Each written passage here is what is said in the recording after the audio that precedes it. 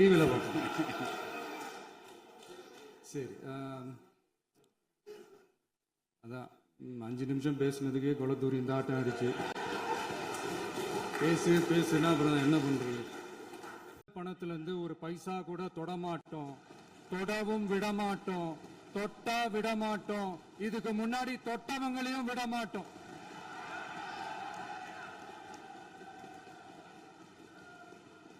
ஒவ்வொரு ஊழலா வெளியில வரும் போலயே ஒவ்வொரு வேஷமா கலைஞ்சிரும் போலயே இங்க இருக்கிற நிறைய பேரு நடுங்கி போய் இதுல நம்ம மேல அவதூறு வேற. இப்ப புதுசா ஒரு வெப்பன் ஒண்ணு கொண்டு வந்திருக்காங்க. அது என்ன தெரியுமா? அவங்க தயவால தான் நம்ம ஆட்சி நடக்குதான். மக்கள் தயவால இந்த ஆட்சி நடந்துகிட்டு இருக்கு. மனசாட்சி உள்ள சக்திகளோட ஆதரவால இந்த ஆட்சி நடந்துகிட்டு இருக்கு. நாங்க தான் அனுப்பி வச்சோம் அப்படின்றாங்களே. அனுப்பி வச்சவங்களுக்கு மினிஸ்ட்ரியில இடம் கொடுத்தா ஏன் கதறீங்க? நாம ஆட்சிக்கு வந்து சரியா 40 நாள் ஆகுது. அதுக்குள்ள என்ன செஞ்சீங்கன்னு கேக்குறாங்க. ஒரு லிஸ்ட் ஒன்னு சொல்றேன் கேளுங்க. பெண்கள் பாதுகாப்புக்காக சிங்கப்பெண் சிறப்பு படை, 200 யூனிட் வரை கட்டணமில்லா மின்சாரம், போதைப் பொருள் ஒழிப்புக்காக தனிப்படை, குறுவை நெல் சாகுபடியை ஊக்குவிப்பதற்காக 134.83 கோடி சிறப்பு தொகுப்பு திட்டம், வழிபாட்டு தலம், ஸ்கூல், பஸ் ஸ்டாண்டுன்னு அதுக்கு பக்கத்தில் இருக்கிற 717 மதுபான கடைகள் மூடப்பட்டன. அங்க வேலையில் இருந்தவர்களுக்கு வேறு கடைகளில் வேலை, கவனிக்கப்படாமல் விடப்பட்ட அம்மா உணவகங்கள் புதுப்பிக்கப்பட்டன. பத்திரப்பதிவு துறையில் பகல் கொள்ளைக்கு ஃபுல் ஸ்டாப் வைக்கப்பட்டுள்ளது. வருகையில்லா ஆவண பதிவு முறை கொண்டுவர உத்தேசிக்கப்பட்ட செயல்பாட்டில் உள்ளது. அரசு மற்றும் தனியார் மருத்துவமனையில் ஸ்கேன் மையங்களில் கருவுறுவதற்கு முன் மற்றும் பின் ஏற்படும் தவறுகளை கண்காணிக்கவும், மருத்துவ நிறுவனம் முறைப்படுத்தும் சட்ட விதிகள் பின்பற்றப்படுகிறதா என கண்காணிக்கவும், மருத்துவ மற்றும் ஊரக பணிகள் இயக்கத்தின் பயன்பாட்டிற்காக 40 புதிய வாகனங்கள் வழங்கப்பட்டுள்ளது. கூட்டுறவு வங்கியின் ஏழை எளிய மக்கள் வாங்கிய கடனுக்கு முதல் முத்தாய்ப்பாக ரூபாய் 2045 கோடி தள்ளுபடி வழங்கி ஆணையிடப்பட்டுள்ளது. ஒன்றிய அரசிடம் கேட்டுக்கொண்டதற்கிணங்க கடந்த 2 வருடமாக நிறுத்தி வைக்கப்பட்ட இருந்த ஜல் ஜீவன் மிஷன் திட்டம் புதுப்பிக்கப்பட்டு ஜல் ஜீவன் மிஷன் திட்டம் 2.0 நடைமுறைக்கு கொண்டு வரப்பட்டுள்ளது. 18,500 கோடி அளவில் உறுதியளிக்கப்பட்ட காஞ்சிபுரம் மாவட்டத்தில் மைய விரிவாக்க திட்டம், கோயம்புத்தூரில் மின்னணு பொருட்கள் மற்றும் மின்னணு அமைப்புகள் உற்பத்தி திட்டம் மற்றும் திருவள்ளூர் மாவட்டத்தில் காட்டுப்பள்ளி LNT கப்பல் கட்டும் தளம் விரிவாக்க திட்டத்திற்கு ஒப்பந்தங்கள் போடப்பட்டுள்ளன. அனைத்து நிர்வாக நடவடிக்கைகளும் மின்னணு முறையில் மாற்றம் கொண்டு வர நடவடிக்கை எடுக்கப்பட்டு வருகிறது. சட்டவிரோத கல்குவாரி மற்றும் அனுமதியின்றி கனிமங்களை எடுத்துச் செல்வது தடுக்கப்பட்டுள்ளது. பல்வேறு குவாரிகள் சீல் வைக்கப்பட்டுள்ளன. கனிமங்களை கண்காணிப்பது, எல்லைகளை நிர்ணயிப்பது மற்றும் ஆளில்லா விமானம் மூலம் அளவீடு செய்வது போன்றவற்றை செயல்படுத்துவதற்கான பணிகள் மேற்கொள்ளப்பட்டு வருகின்றன. அனைத்து துறைகளிலும் அலுவலர் தலையீடு இல்லாமல் லஞ்ச லாவண்யமற்ற தமிழகத்தை உருவாக்க அனைத்து நடவடிக்கைகளும் முடுக்கிவிடப்பட்டுள்ளது. இதெல்லாம் சாம்பிள் தான், இன்னும் இருக்கு. இந்த வெறும் 40 நாளுக்குள்ளேயே இவ்வளவு செஞ்சிருக்கோம்னா இனி வர்ற நாட்கள்ல கொஞ்சம் கொஞ்சமா படிப்படியா ஸ்டெடியா உழைச்சி லஞ்ச லாவண்யம் இல்லாத, ஊழல் இல்லாத, பெண்களுக்கு பாதுகாப்பான, சுதந்திரமான, டிரான்ஸ்பரண்டான தமிழ்நாட்டை நம்ம சொந்தங்களான தமிழக மக்களுக்கு தர்றது தான் நம்மளோட ஒன் அண்ட் ஒன்லி டார்கெட். கண்டிப்பா அதை நிறைவேற்றியே காட்டுவோம். 8 கோடி மக்கள் நம்மளோட இருக்கிறப்போ ஏங்க இதை செய்ய முடியாது? பேசி முடித்தவுடன் நான் உங்களுக்கு அவகாசம் தருகிறேன். நீங்க ஒண்ணு சொல்லுங்க, என்ன என்பது நீங்க சொல்லுங்க. உங்க சொல்லுகிற வாய்ப்பை நான் உங்களுக்கு தருகிறேன். இப்போது மாண்புமிகு முதலமைச்சர் உங்கள் உரையை தொடரலாம்.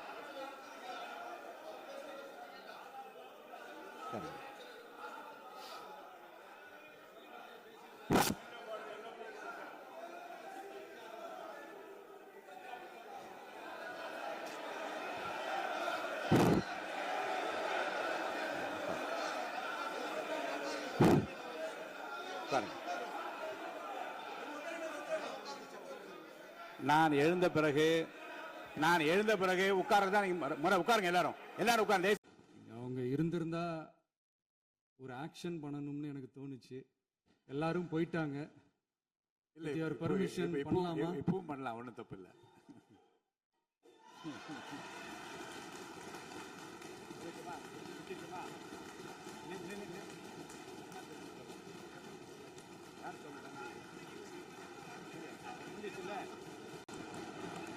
ஒவ்வொரு வேஷமா கலைஞ்சிரும் போல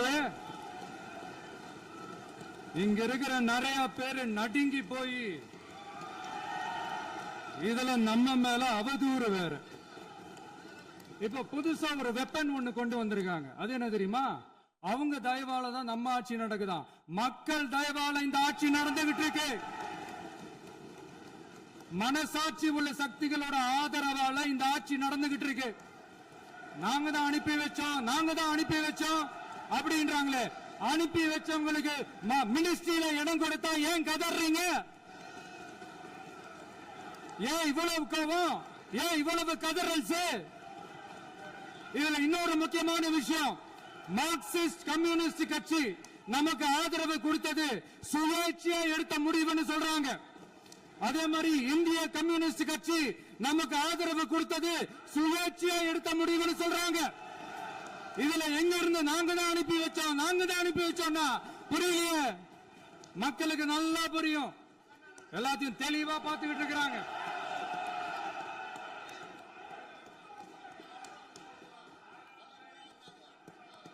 முதலமைச்சர் கண்டினியூ பண்ணலாம். மாண்பு முதலமைச்சர்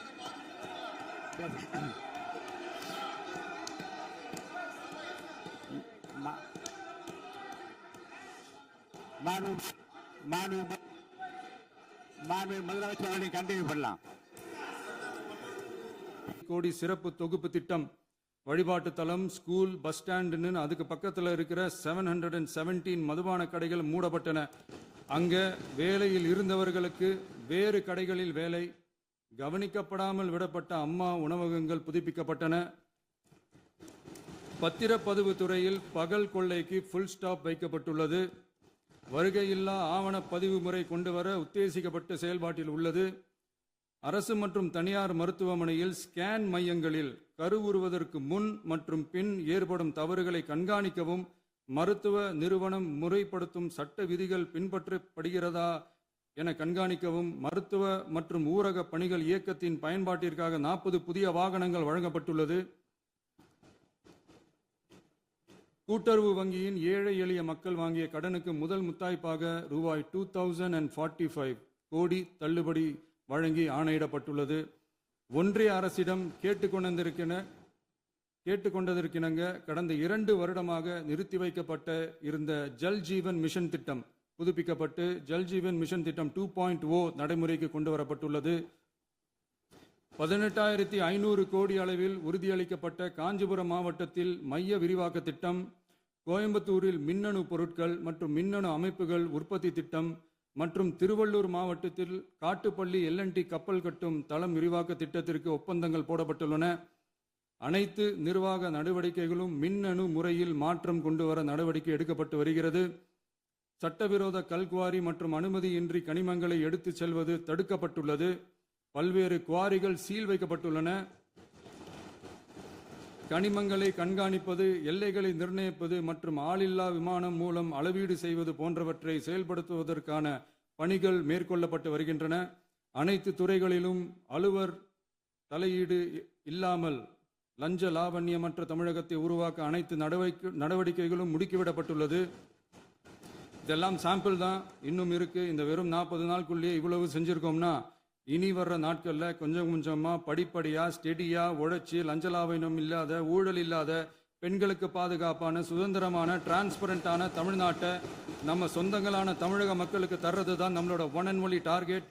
கண்டிப்பா அதை நிறைவேற்றியே காட்டுவோம். 8 கோடி மக்கள் நம்மளோட இருக்கிறப்போ ஏங்க அதை செய்ய முடியாது? மாண்புமிகு பேரவைத் தலைவர் அவர்களே, தமிழ்நாட்டின் கருவூலம் எப்படி திசை மாறி உருமாறி தேய்ந்து ஓய்ந்து கிடக்கிறதுன்னு சொன்னாங்க. திசை மாறி உருமாறி தேய்ந்து ஓய்ந்துன்னு வசனம் மாதிரி ரைமிங்கா இல்லாம வளமான இலக்கியமா இதே சபையில பேசினவங்களோட திறமையான ஆட்சியில நடந்த நிதி மேலாண்மையை பத்தி வெள்ளை அறிக்கையா வெளியிட்டோம். வெள்ளை அறிக்கை வந்ததிலிருந்தே கண்ணை கட்டுதுங்க. அந்த காலத்துல தான் பிள்ளையோ பிள்ளை, தொல்லையோ தொல்லைன்னு சொன்னாங்க. அதே மாதிரி தாங்க அவங்க ஆட்சியாலையும் அவங்களாலையும் இன்னைக்கு தமிழ்நாட்டுக்கே தொல்லையோ தொல்லை. இப்படி ஒரு நிலைமையை உண்டாக்கி வச்சுட்டு இவங்க சொல்றாங்க நமக்கு ஆட்சி செய்ய தெரியாதுன்னு. நம்ம அமைச்சர்களுக்கும் நம்ம சட்டமன்ற உறுப்பினர்களுக்கும் ஒன்றும் தெரியாதுன்னு. ஆமாங்க, எங்களுக்கு தெரியாதுதான். எங்க சட்டமன்ற உறுப்பினர்களுக்கும் அமைச்சர்களுக்கும் மக்கள் பணி செய்ய தெரிஞ்ச அளவுக்கு மக்கள் பணத்தை சுருட்ட தெரியாதுதான்.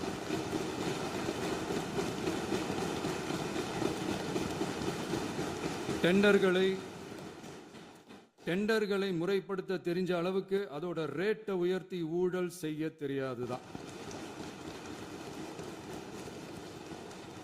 பதவி உயர்வு வழங்கவும் பணி இடமாற்றம் கலந்தாய்வு நடத்தவும் தெரியுமே தவிர பதவி உயர்வுக்கும் பணியிட மாற்றத்திற்கும் பணம் பறிக்க தெரியாதுதான். புதிய பணியிடங்கள் உருவாக்க தெரியுமே தவிர அந்த பணியிடங்களை பணத்துக்கு விற்க தெரியாதுதான். கோயில்கள்ல நடக்கிற நிர்வாக சீர்கேட்டை தடுக்க நீங்க பேசுங்க, நீங்க கண்டிப்பா பண்ணுங்க. கோயில்கள்ல நடக்கிற நிர்வாக சீர்கேட்டை தடுக்க தெரியுமே தவிர கோயில் பணத்தை கொள்ளையடிக்க தெரியாதுதான். தங்கத்தை உருக்கி தாரை வார்க்க தெரியாதுதான். கனிம வளத்தை பாதுகாக்க தெரிஞ்ச அளவுக்கு கனிமத்தை வித்து கொள்ளையடிக்க தெரியாதுதான். அரசு வருமானத்தை அரசு கஜானாவுக்கு மாத்த தெரிஞ்ச அளவுக்கு அந்த பணத்தை தனிப்பட்ட கஜானாவுக்கு மடை மாத்த தெரியாதுதான். போதை கலாச்சாரத்தை தடுக்க தெரிஞ்சவங்களுக்கு போதை கலாச்சாரத்தை வளர்க்க தெரியாதுதான். நம்ம குடும்பத்தில் இருக்கிற பாட்டி, அம்மா, அக்கா, தங்கச்சி, குழந்தைங்களை, பெண்களை மதிக்க தெரிஞ்சவங்களுக்கு ஓசி பஸ், 1000 ரூபாய் கேஸு, இப்படியெல்லாம் பேச தெரியாதுதான். எங்க உறுப்பினர்களுக்கும் அமைச்சர்களுக்கும் மக்கள் சேவை தெரிந்த அளவிற்கு சுயநல தேவையை செஞ்சிக்க தெரியாதுதான். அதனாலதான் சொல்றோம், எங்களை பார்த்து எதுவும் தெரியாதுன்னு சொல்றவங்களுக்கு சொல்றோம், இதெல்லாம் எங்களுக்கு தெரியாதுதான். உங்களை மாதிரி முறைகேடுகளை செய்யறத நாங்க தெரிஞ்சுக்கவும் போறதில்ல, தெரிஞ்சுக்கவும் ஆசைப்படல. அதை கடைசி வரைக்கும் எங்களுக்கு தெரியாமலே இருந்துட்டு போகட்டும். அதனால நாங்களும் எங்க மக்களும் வெரி வெரி ஹாப்பி தான். மாண்புமிகு பேரவைத் தலைவர் அவர்களே, எதிர்ப்பவர்கள் எதிர்க்கட்சி என்பதற்காக எங்கள் ஆட்சி மீது 1000 பழி போடலாம். ஆனாலும் தமிழக மக்களுக்கு உண்மையை உணர்த்த வேண்டியது நம்மளோட கடமை.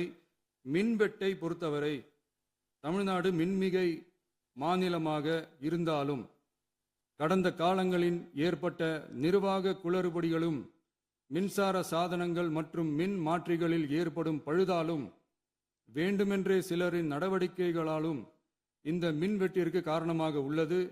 மின் விநியோக மீட்பு நடவடிக்கைகளை ஒருங்கிணைப்பதற்காக எதிர்பாராமல் இரவு நேரங்களில் ஏற்படும் மின் தடங்களை விரைந்து சரி செய்வதில் 10 உயர்மட்ட கண்காணிப்பு குழுக்கள் மற்றும் 125 சிறப்பு மின் தடை நீக்க ரோந்து வாகனங்கள் வழங்கப்பட்டு 24 மணி நேரமும் கண்காணிக்கப்படுகிறது. கூடுதலாக தற்போது 77 புதிய மின் தடை நீக்க மையங்களும் உருவாக்கப்பட்டுள்ளன. விரைவில் இந்த மின்வெட்டு நிலைமை அறவே நீக்கப்படும். மாண்புமிகு பேரவைத் தலைவர் அவர்களே, நம்ம விவசாயிகள் எல்லாரும் நம்மளை நல்லா புரிஞ்சுக்கிட்டு தமிழக வெற்றி கழகத்தை ஏத்துக்கிட்டாலும் எதிர்கட்சிகளோட தூண்டுதலால சில இடங்கள்ல சில போராட்டங்கள் நடக்குது.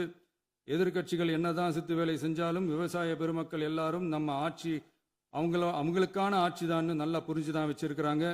இந்த வருஷம் எல்னினோ விளைவா எப்பவும் இருக்கிறத விட இந்த டைம் மழை குறையுங்கிறதையும் நம்ம விவசாயிகள் உணர்ந்து தான் இருப்பாங்க.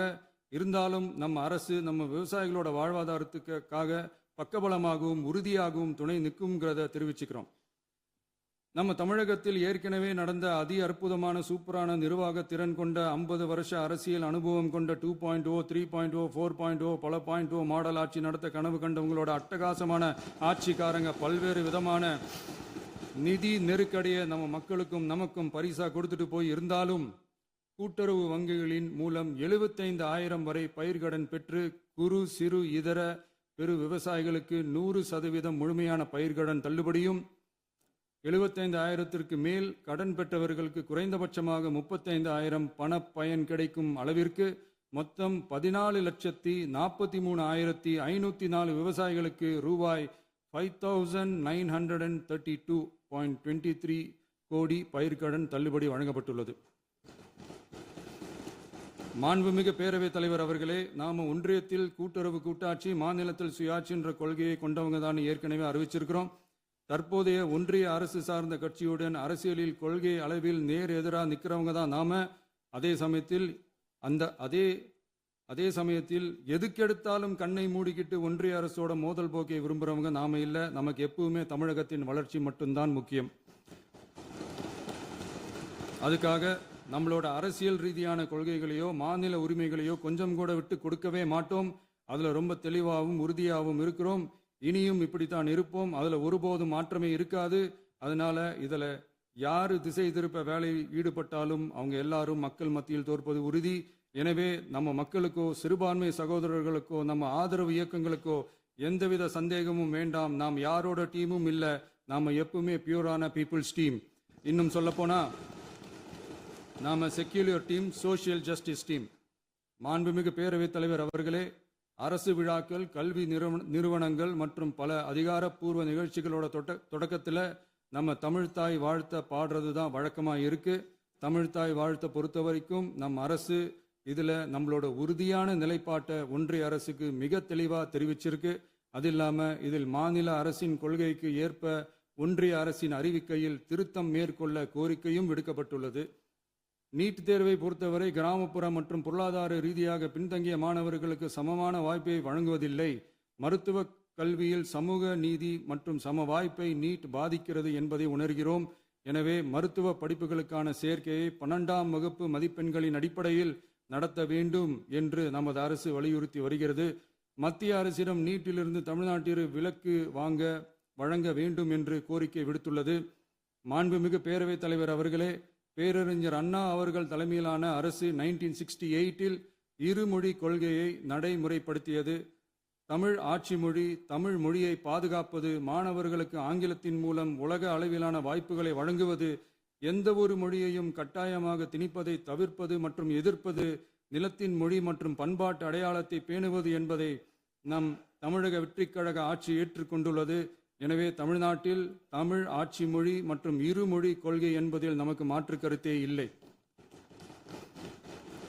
மாண்புமிகு பேரவைத் தலைவர் அவர்களே, கடந்த 11/6/2026 அன்று நடந்த நிதி ஆயோக் கூட்டத்தில் தமிழ்நாடு அரசின் சார்பாக கலந்து கொண்டு வறுமையற்ற தமிழ்நாடு இயக்கம் உருவாக்க தேவையான நிதியையும், தமிழ்நாட்டுக்கு 2 எய்ம்ஸ் மருத்துவமனைகளை தருமாறும், மருத்துவம் மற்றும் பல் மருத்துவ படிப்பிற்கு 12ஆம் வகுப்பு மதிப்பெண் அடிப்படையில் இடங்களை நிரப்புதல் குறித்தும், செயற்கை நுண்ணறிவு தொடக்க நிறுவன வளர்ப்பு மையங்கள் தமிழ்நாட்டில் அமைக்கவும், இளைஞர் திறன் மற்றும் வேலைவாய்ப்பு இயக்கம் செயல்படுத்த வேண்டியும், பெண்கள் தலைமையிலான வளர்ச்சி குறித்தும், மீனவ சமுதாயங்களின் வாழ்வாதாரம் மற்றும் மீன்பிடி படகுகள் மற்றும் மீனவர்களை விடுவித்தல் குறித்து நிரந்தர நடவடிக்கை எடுக்க வேண்டியும், காலநிலை தாங்கும் தன்மை பெருந்திட்டம் 2045இல் கீழ் விண்வெளி உற்பத்தி மையத்தை தேசிய விண்வெளி உற்பத்தி மையமாக அறிவிக்க கோரியும், தமிழ்நாட்டில் சாலை போக்குவரத்து, நெடுஞ்சாலை மற்றும் ரயில்வே அமைச்சகத்தின் மேம்பாட்டு குறித்தும், அனைத்து கிராமங்களையும் டிஜிட்டல் இணைப்பு வசதி ஏற்படுத்துதல் குறித்தும், கூட்டு குடிநீர் திட்டம் தொடரவும், அரசின் விழாக்களில் தமிழ்தாய் வாழ்த்துக்கான முதலிடத்திற்கான கோரிக்கையும், மேகதாது அணை கட்டுமான நிறுத்தத்தை உறுதிப்படுத்தவும், மாநிலத்தின் மீது மும்மொழி கொள்கையை வற்புறுத்தாமல் புதிய கல்விக் கொள்கையை திணிக்காமல் தமிழகத்திற்கான கல்வித் தொகை ரூபாய் 3284 கோடியை விடுவிக்க கோரியும், ஆண்டுதோறும் 5 லட்சம் இளைஞர்களுக்கு உதவித்தொகையுடன் கூடிய பணியினை தொழில்நுட்ப பயிற்சி வழங்க ஒத்துழைப்பு வழங்குமாறும், ஒகேனக்கல் 3ஆம் கட்ட கூட்டு குடிநீர் திட்டத்திற்கான நிதி ரூபாய் 2283.40 விடுவிக்கவும், வேலை வாய்ப்பு மற்றும் வாழ்வாதாரத்துக்கான உத்தரவாத திட்டத்தின் கீழ் வேலை வாய்ப்புகளை உருவாக்க உடனடி நடவடிக்கை மேற்கொள்ள வேண்டியும் மற்றும் திருக்குறளை தேசிய இலக்கியமாக அறிவிக்குமாறும் தமிழ்நாடு சார்பில் பேசியுள்ளோம் என்பதை தெரிவித்துக் கொள்கிறோம். மாண்புமிகு பேரவைத் தலைவர் அவர்களே, அண்டை மாநிலங்களுடனான நட்புறவு ஒரு மாநிலத்தின் வளர்ச்சிக்கும் நாட்டின் ஒற்றுமைக்கும் மிகவும் அவசியமானது. தமிழ்நாடு தனது அண்டை மாநிலங்களுடன் நதி நீர் பங்கீடு, பொருளாதாரம், கல்வி, கலாச்சாரம் மற்றும் போக்குவரத்து துறைகளில் நல்லுறவை பேணி வருகிறது. பரஸ்பர மரியாதை, ஒத்துழைப்பு மற்றும் கூட்டாட்சி தத்துவத்தின் அடிப்படையில் அண்டை மாநிலங்களுடனான நட்புறவை வலுப்படுத்தவும் நமது ஆட்சியில் காக்கப்படுகிறது. மாண்புமிகு பேரவைத் தலைவர் அவர்களே, சட்டம் ஒழுங்கை பற்றி பேச்சு வந்தது. சட்டம் ஒழுங்கு சரியா இருக்கணும் அப்படின்றதுல எங்களுக்கு மாற்று கருத்தே கிடையாது. கண்டிப்பாக லா அண்ட் ஆர்டர் கரெக்டாக இருக்கணும், கரெக்டாக இருக்க வைப்போம். அதே மாதிரி பெண்கள் பாதிக்கப்படுறதையும் இங்கே யாராலையும் சகிச்சிக்கவே முடியாது. அதுக்கான கடுமையான நடவடிக்கைகள் நம்ம அரசு எடுத்துக்கிட்டு இருக்கிறோம். இந்த சிங்கப்பெண் சிறப்பு அதிரடி படை கூட அதுக்கான ஒரு ஃபர்ஸ்ட் ஸ்டெப் தான். அதே மாதிரி இந்த போதைப் பொருள் நடமாட்டம் அதை கண்ட்ரோல் பண்ணுறதுக்கும் நம்ம அரசு கடுமையான நடவடிக்கைகள் எடுத்துக்கிட்டு இருக்கிறோம். அதையும் கண்டினியூ பண்ணி எடுப்போம். மாண்புமிகு பேரவைத் தலைவர் அவர்களே, இப்போ நான் சொன்ன இந்த பிரச்சனைகள்லாம் இந்த 2026 போன மாதம் மே மாதம் 10ஆம் தேதி புதுசாக வந்துடல. இதெல்லாம் பல வருஷமாக இருக்கிற பிரச்சனைகள் தான், பல வருஷமாக கண்டுக்காமல் விட்ட பிரச்சனைகள் தான். இன்னைக்கு எதிர்கட்சிக்காரங்க அதை பற்றி கேட்கும்போது எனக்கு அது அக்கறையாக தெரியல, அவதூறு அரசியலாக தான் தெரியுது, பழி போடுற அரசியலாக தான் தெரியுது. இப்படி அவதூறு பழி போடுறவங்கள பார்த்து ஒன்று தான் கேட்கணும்னு தோணுது. கடந்த 9-10 மாசமா நம்ம ஸ்டேட்ல சட்டம் ஒழுங்கு டிஜிபியே இல்லை. சட்டம் ஒழுங்கு டிஜிபியை போடுங்கன்னு சொல்லி எல்லாம் ஓஞ்சி போயிட்டோம். போன ஆட்சியில் நடந்ததுக்கெல்லாம் இப்பதான் விடையே கண்டுபிடிக்கிறோம் நம்ம ஆட்சியில்.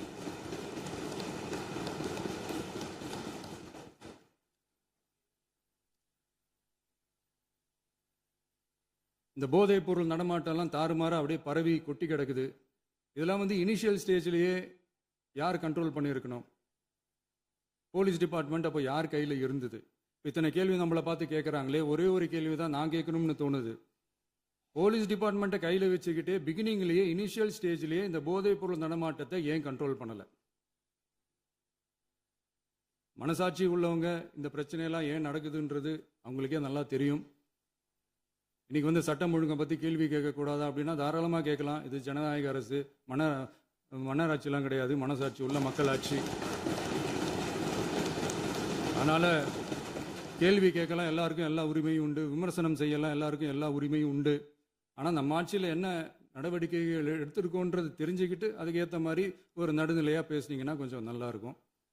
சட்டம் ஒழுங்கை பற்றி யாருக்கு என்ன யோசனை இருந்தாலும், மக்கள் நலனுக்காக யாருக்கு என்ன யோசனை இருந்தாலும் அதை தாராளமாக சொல்லலாம். நம்ம அரசு அது காது கொடுத்து கேட்கும். ஆனால் நம்ம அரசனுடைய நிர்வாகத்திறன் அதை பற்றி பேசுகிறவங்களுக்கு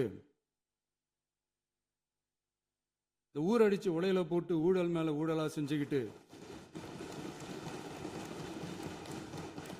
அதுலேருந்து தப்பிக்கிறதுக்கு பேர் தான் நிர்வாகத்திறன் அப்படின்னு சொன்னால், அப்படிப்பட்ட ஒரு ஊழல் செய்கிற நிர்வாகத்திறனை நம்ம அரசு ஒரு நாளும் செய்யாது. பொட்டி பெட்டியாக பணத்தை வச்சுக்கிட்டு, பெட்டியை வச்சே எல்லாம் செஞ்சுக்கிட்டு, போதைப் பொருள் பாதுகாவல் கழக மாடல் அரசாங்கம் செஞ்ச ஒவ்வொரு ஊழலாக வெளியில் வந்துக்கிட்டு இருக்கு. டாஸ்மாகில் அது என்னப்பா அது பேரு, பார்ட்டி ஃபண்ட் கட்சி நிதி அப்படின்ற பேரில் அடித்த கொள்ளையெல்லாம் ஒன்று ஒன்றா இப்போ கவர்மெண்ட்டோட கஜானாவுக்குள்ளே கொண்டு சேர்த்துக்கிட்டே இருக்கிறோம்.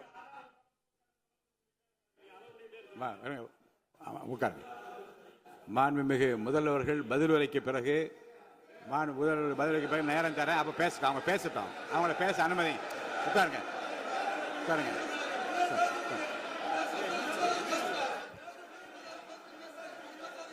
மாண்புமிகு அலோவ் பண்றேன் உட்காருங்க. மாண்பு உறுப்பினர்கள் நீங்க இங்க உட்காருங்க, அமைதியா உட்காரு. நீங்க எல்லாம் உட்காருங்க. உட்காருங்க. மாண்புமிகு நீங்க எல்லாரும் உட்காருங்க. அமைதியா உட்காருங்க.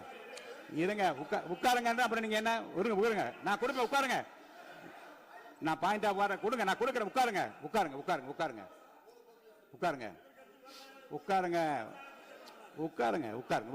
உட்காருங்க. மாண்புமிகு முதல்வர் அவர்கள் கோர்வையாக நிதானமாக சொல்லிக்கொண்டே இருக்கிறார். நீங்கள் குறிப்பெடுத்து வைத்துக் கொள்ளுங்கள். பேசி முடித்தவுடன் நான் உங்களுக்கு அவகாசம் தருகிறேன். நீங்கள் ஒன்று சொல்லுங்க, என்ன என்பது நீங்கள் சொல்லுங்க. உங்களுக்கு சொல்லுகிற வாய்ப்பை நான் உங்களுக்கு தருகிறேன். இப்போது மாண்புமிகு முதலமைச்சர் உங்கள் உரையை தொடரலாம்.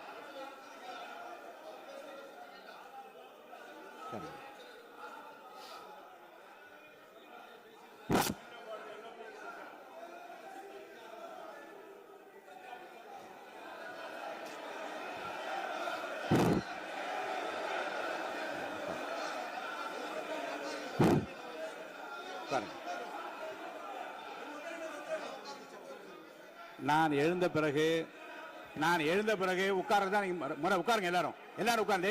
டிவியில் சரி. அதான் 5 நிமிஷம் பேசுனதுக்கே கொளத்தூரி இந்த ஆட்டம் ஆயிடுச்சு. பேசுனா அப்புறம் என்ன பண்றது? பணத்துல இருந்து ஒரு பைசா கூட தொடமாட்டோம், தொடவும் விடமாட்டோம், தொட்டா விடமாட்டோம், இதுக்கு முன்னாடி தொட்டவங்களையும் விடமாட்டோம்.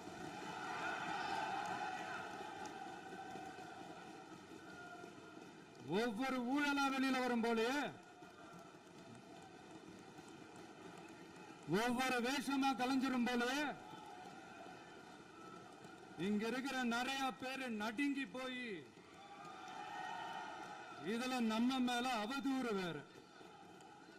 இப்ப புதுசா ஒரு வெப்பன் ஒண்ணு கொண்டு வந்திருக்காங்க. அது என்ன தெரியுமா? அவங்க தயவால தான் நம்ம ஆட்சி நடக்குதாம். மக்கள் தயவால இந்த ஆட்சி நடந்துகிட்டு இருக்கு. மனசாட்சி உள்ள சக்திகளோட ஆதரவால இந்த ஆட்சி நடந்துகிட்டு இருக்கு. நாங்க தான் அனுப்பி வச்சோம் அப்படின்றாங்களே. அனுப்பி வச்சவங்களுக்கு மினிஸ்ட்ரியில இடம் கொடுத்தா ஏன் கதறீங்க? நாம ஆட்சிக்கு வந்து சரியா 40 நாள் ஆகுது. அதுக்குள்ள என்ன செஞ்சீங்கன்னு கேக்குறாங்க. ஒரு லிஸ்ட் ஒன்னு சொல்றேன் கேளுங்க. பெண்கள் பாதுகாப்புக்காக சிங்கப்பெண் சிறப்பு படை, 200 யூனிட் வரை கட்டணமில்லா மின்சாரம், போதைப் பொருள் ஒழிப்புக்காக தனிப்படை, குறுவை நெல் சாகுபடியை ஊக்குவிப்பதற்காக 134.83 கோடி சிறப்பு தொகுப்பு திட்டம், வழிபாட்டு தலம், ஸ்கூல், பஸ் ஸ்டாண்டுன்னு அதுக்கு பக்கத்தில் இருக்கிற 717 மதுபான கடைகள் மூடப்பட்டன. அங்க வேலையில் இருந்தவர்களுக்கு வேறு கடைகளில் வேலை, கவனிக்கப்படாமல் விடப்பட்ட அம்மா உணவகங்கள் புதுப்பிக்கப்பட்டன. பத்திரப்பதிவு துறையில் பகல் கொள்ளைக்கு ஃபுல் ஸ்டாப் வைக்கப்பட்டுள்ளது. வருகையில்லா ஆவண பதிவு முறை கொண்டுவர உத்தேசிக்கப்பட்ட செயல்பாட்டில் உள்ளது. அரசு மற்றும் தனியார் மருத்துவமனையில் ஸ்கேன் மையங்களில் கருவுறுவதற்கு முன் மற்றும் பின் ஏற்படும் தவறுகளை கண்காணிக்கவும், மருத்துவ நிறுவனம் முறைப்படுத்தும் சட்ட விதிகள் பின்பற்றப்படுகிறதா என கண்காணிக்கவும், மருத்துவ மற்றும் ஊரக பணிகள் இயக்கத்தின் பயன்பாட்டிற்காக 40 புதிய வாகனங்கள் வழங்கப்பட்டுள்ளது. கூட்டுறவு வங்கியின் ஏழை எளிய மக்கள் வாங்கிய கடனுக்கு முதல் முத்தாய்ப்பாக ரூபாய் 2045 கோடி தள்ளுபடி வழங்கி ஆணையிடப்பட்டுள்ளது. ஒன்றிய அரசிடம் கேட்டுக்கொண்டதற்கிணங்க கடந்த 2 வருடமாக நிறுத்தி வைக்கப்பட்ட இருந்த ஜல் ஜீவன் மிஷன் திட்டம் புதுப்பிக்கப்பட்டு ஜல் ஜீவன் மிஷன் திட்டம் 2.0 நடைமுறைக்கு கொண்டு வரப்பட்டுள்ளது. 18,500 கோடி அளவில் உறுதியளிக்கப்பட்ட காஞ்சிபுரம் மாவட்டத்தில் மைய விரிவாக்க திட்டம், கோயம்புத்தூரில் மின்னணு பொருட்கள் மற்றும் மின்னணு அமைப்புகள் உற்பத்தி திட்டம் மற்றும் திருவள்ளூர் மாவட்டத்தில் காட்டுப்பள்ளி LNT கப்பல் கட்டும் தளம் விரிவாக்க திட்டத்திற்கு ஒப்பந்தங்கள் போடப்பட்டுள்ளன. அனைத்து நிர்வாக நடவடிக்கைகளும் மின்னணு முறையில் மாற்றம் கொண்டு வர நடவடிக்கை எடுக்கப்பட்டு வருகிறது. சட்டவிரோத கல்குவாரி மற்றும் அனுமதியின்றி கனிமங்களை எடுத்துச் செல்வது தடுக்கப்பட்டுள்ளது. பல்வேறு குவாரிகள் சீல் வைக்கப்பட்டுள்ளன. கனிமங்களை கண்காணிப்பது, எல்லைகளை நிர்ணயிப்பது மற்றும் ஆளில்லா விமானம் மூலம் அளவீடு செய்வது போன்றவற்றை செயல்படுத்துவதற்கான பணிகள் மேற்கொள்ளப்பட்டு வருகின்றன. அனைத்து துறைகளிலும் அலுவலர் தலையீடு இல்லாமல் லஞ்ச லாவண்யமற்ற தமிழகத்தை உருவாக்க அனைத்து நடவடிக்கைகளும் முடுக்கிவிடப்பட்டுள்ளது. இதெல்லாம் சாம்பிள் தான், இன்னும் இருக்கு. இந்த வெறும் 40 நாளுக்குள்ளேயே இவ்வளவு செஞ்சிருக்கோம்னா இனி வர்ற நாட்கள்ல கொஞ்சம் கொஞ்சமா படிப்படியா ஸ்டெடியா உழைச்சி லஞ்ச லாவண்யம் இல்லாத, ஊழல் இல்லாத, பெண்களுக்கு பாதுகாப்பான, சுதந்திரமான, டிரான்ஸ்பரண்டான தமிழ்நாட்டை நம்ம சொந்தங்களான தமிழக மக்களுக்கு தர்றது தான் நம்மளோட ஒன் அண்ட் ஒன்லி டார்கெட். கண்டிப்பா அதை நிறைவேற்றியே காட்டுவோம். 8 கோடி மக்கள் நம்மளோட இருக்கிறப்போ ஏங்க அதை செய்ய முடியாது? பேசி முடித்தவுடன் நான் உங்களுக்கு அவகாசம் தருகிறேன். நீங்க ஒண்ணா சொல்லுங்க, என்ன என்பது நீங்க சொல்லுங்க. உங்க சொல்லுகிற வாய்ப்பை நான் உங்களுக்கு தருகிறேன். இப்போது மாண்புமிகு முதலமைச்சர் உங்கள் உரையை தொடரலாம்.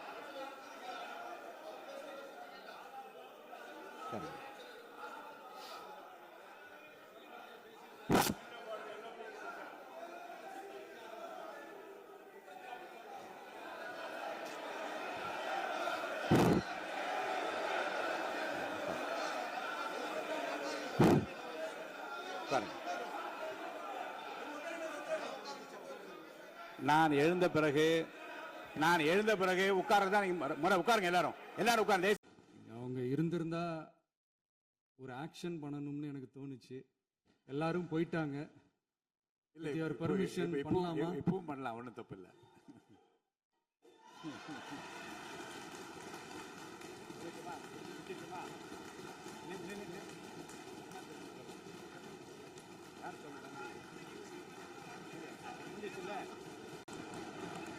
ஒவ்வொரு வேஷமா கலைஞ்சிரும் போல இங்க இருக்கிற நிறைய பேரு நடுங்கி போய் இதுல நம்ம மேல அவதூறு வேற. இப்ப புதுசா ஒரு வெப்பன் ஒண்ணு கொண்டு வந்திருக்காங்க. அது என்ன தெரியுமா? அவங்க தயவால தான் நம்ம ஆட்சி நடக்குதாம். மக்கள் தயவால இந்த ஆட்சி நடந்துகிட்டு இருக்கு. மனசாட்சி உள்ள சக்திகளோட ஆதரவால இந்த ஆட்சி நடந்துகிட்டு இருக்கு. நாங்க தான் அனுப்பி வச்சோம் அப்படின்றாங்களே. அனுப்பி வச்சவங்களுக்கு மினிஸ்ட்ரியில இடம் கொடுத்தா ஏன் கதறீங்க? ஏன் இவ்வளவு கோவம்? ஏன் இவ்வளவு கதறல்ஸ்? இதுல இன்னொரு முக்கியமான விஷயம், மார்க்சிஸ்ட் கம்யூனிஸ்ட் கட்சி நமக்கு ஆதரவு கொடுத்தது சுயேட்சையா எடுத்த முடிவுன்னு சொல்றாங்க. அதே மாதிரி இந்திய கம்யூனிஸ்ட் கட்சி நமக்கு ஆதரவு கொடுத்தது சுயேட்சையா எடுத்த முடிவுன்னு சொல்றாங்க. இதுல எங்க இருந்து நாங்க தான் அனுப்பி வச்சோம்னா புரியலையே. மக்களுக்கு நல்லா புரியும். எல்லாத்தையும் தெளிவா பார்த்துக்கிட்டு இருக்கிறாங்க.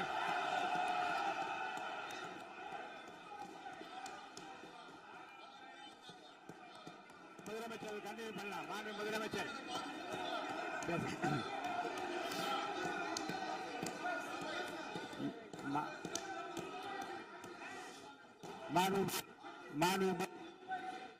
மாண்பு முதலமைச்சர் கண்டினியூ பண்ணலாம்.